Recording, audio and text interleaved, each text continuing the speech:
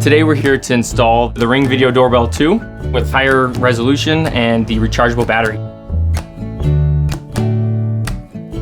Okay, so we have the doorbell here. Here's our tools, other faceplate, the rechargeable battery. Excited about that? All right, so let's get to work. First, we're gonna take the faceplate off. Then we're gonna unplug the battery, slide it in. And then we're gonna push the setup button, which puts it into setup mode. Okay, I've downloaded the Ring app on my phone and we're near my Wi-Fi router, so let's get it set up on my phone. Doorbell, Ring Doorbell 2, be at my front door. Okay, I have my wedge mounts up and we're angled right how I want it to be. So now let's put the doorbell back on the wall.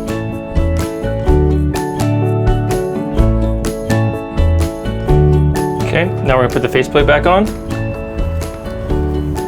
And our security screw. Now we're good to go. All right, here's live view at my front door.